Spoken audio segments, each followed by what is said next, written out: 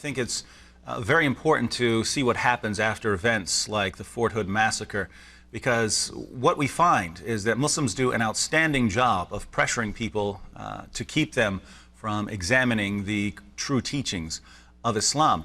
Now, what we find with the group Tigers for Israel is this is a Jewish group, obviously a pro-Israel group. And what happened was that they had scheduled a former Muslim speaker, Nonie Darwish, who was an apostate. She left Islam.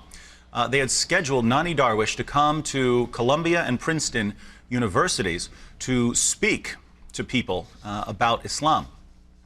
But just before Nonie Darwish was about to speak at these schools, her presentation was canceled. Now, people who are wondering why she was canceled, we automatically assume that Muslims pressured the administration of these universities and that these administrations canceled the event. But what the facts revealed was that it was the Jewish group themselves. The Jewish group canceled the presentation. And let me explain, let me give their explanation as to why. Here's what we have from the president of Tigers for Israel. On Tuesday evening, Tigers for Israel and Wig Clio rescinded our co-sponsorship of today's Nonie Darwish lecture. Tigers for Israel accepted the opportunity for her to speak based on a misconception about what she actually believes. After her anti-Islam position was brought to my attention on Tuesday afternoon by the Center for Jewish Life, Director Rabbi Julie Roth, and the Muslim chaplain, I conducted extensive research and discussed the issue with Tigers for Israel and Wig Clio leadership, and we decided to rescind our co-sponsorship after concluding that Tigers for Israel disagrees with and does not condone Ms. Darwish and her beliefs on Islam. As president of Tigers for Israel, I take full responsibility for not vetting Ms. Darwish from the beginning, and I sincerely apologize for offending any person or group on campus, especially the Muslim community. Tigers for Israel deeply regrets the initial sponsorship, and we do not in any way endorse her views. So here you have a Jewish group saying we will not allow any anti-Islamic comments or views. We will not sponsor this sort of thing. We don't want this on our campus. A Jewish group saying we don't want a presentation on what Islam teaches because we will not tolerate that sort of anti-Islamic or Islamophobic sentiments on campus.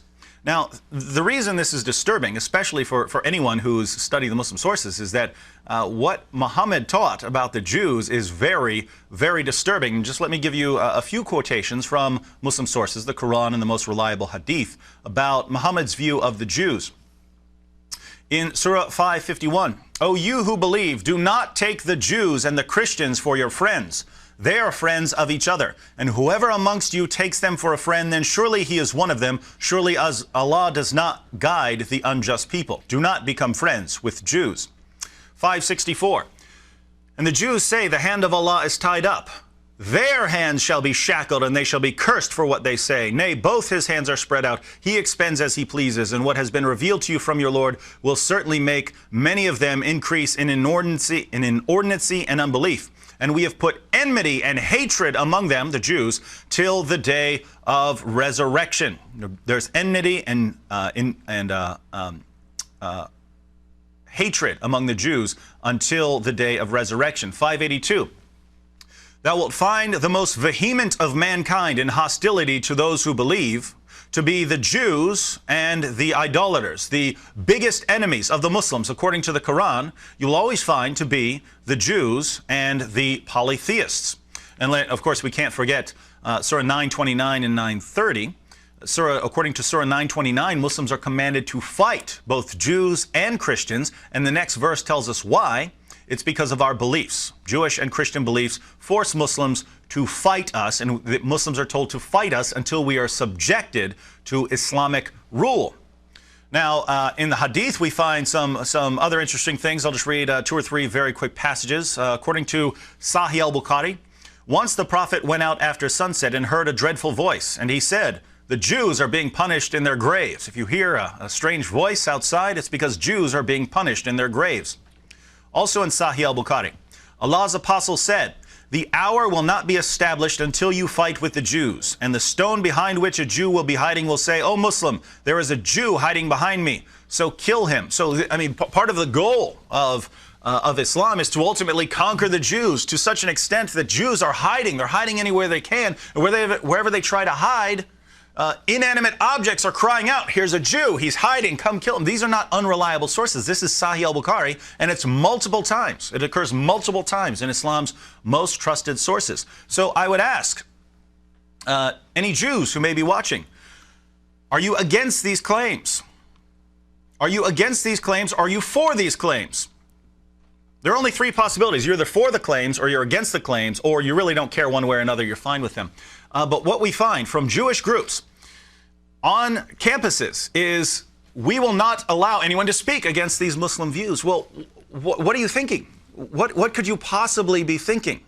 Are you saying that you will not tolerate anyone who denies that you're going to hell, that Muslims should come and fight you, that Muslims should conquer you, that Muslims should force you and subjugate you to either accept Islam or to pay them for the right to survive? Is this what you believe? Or are you against these teachings? If you're against these teachings, why are you stopping people who want to tell people and warn people about what Islam teaches concerning the Jews? And when I saw this, when I saw what was going on, I was reminded of a writing by a Jewish survivor of the Holocaust. This is a very famous book. Elie Wiesel, in Night, describes his experience in the Jewish concentration camp at Auschwitz. And what's most disturbing to me about this entire ordeal was he didn't have to suffer at Auschwitz. His family and his town did not have to suffer at Auschwitz. Many of them were killed. A few of them survived. Elie Wiesel was one of the survivors, and he didn't have to go through that. Why? Well, not long before the entire town was rounded up, the Germans came and took a number of Jews away from the town, hauled them off in cattle cars, and one of them ultimately escaped. Because what the Germans did, they took them out, forced them to dig their own trenches, and then killed them all. Well, they shot one, a man named Moishe. They called him Moishe the Beadle. They shot this man, and they left him for dead, but he survived. And he didn't want to live anymore based on what he had seen. The only thing he wanted was to get back and warn his town about what he had seen.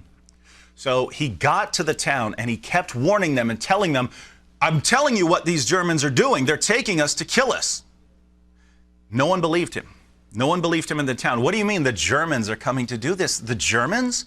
They're the most enlightened people in the world. They're producing the best symphonies. They're producing the best plays. They're producing the best scientists and physicists. How could these people be coming to round us up in a barbaric fashion and send us off to kill us? This can't be. You're ridiculous. And let me read a brief passage. Moishe wept and pleaded, "Jews, listen to me. That's all I ask of you. No money, no pity. Just listen to me." He kept shouting in synagogue between prayer at dusk and the evening prayer. Even I did not believe him. I often sat with him after services and listened to his tales, trying to understand his grief, but all I felt was pity. "They think I'm mad," he whispered, and tears like drops of wax flowed from his eyes. Once I asked him the question, "Why do you want people to believe you so much? In your place, I would not care whether they believe me or not." He closed his eyes as if to escape time. "You don't understand," he said in despair. "You cannot understand. I was saved miraculously. I succeeded in coming back. Where did I get my strength? I wanted to return to Saget to describe to you my death so that you might ready yourselves while there is still time. Life, I no longer care to live. I am alone. But I wanted to come back to warn you. Only no one is listening to me." Here is a person who could have averted many deaths, but no one listened to him. And people suffered because they simply refused to listen to the facts. And what do we find in the world today? People have not learned from history. And here in the United States, anyone can open up the Muslim sources, read what the Muslim sources say, and you can see how violent they are and the result that will be from the spread of Islam. And what we find is that even Jews who are going to get the worst of it from the Muslims, they're saying, we do not want to hear this, and we will not tolerate anyone speaking against Islam or speaking the truth about Islam on our campus. Now, if that's the view you want to take, I just want to say two things. One, Future generations could suffer because of what you are doing right now. Future generations of Jews, if you do not act, could be suffering because of the decisions you make right now. And two, if this is the path you're taking, we will not tolerate anyone speaking the truth about Islam. That's up to you. But please don't call yourselves tigers for Israel. Dhimmis for Muhammad might be a more accurate term. I'm not saying that to insult you. That's just what you're doing. You're being good servants of Islam, not allowing the truth of Islam to spread, and that's what good dhimmis do.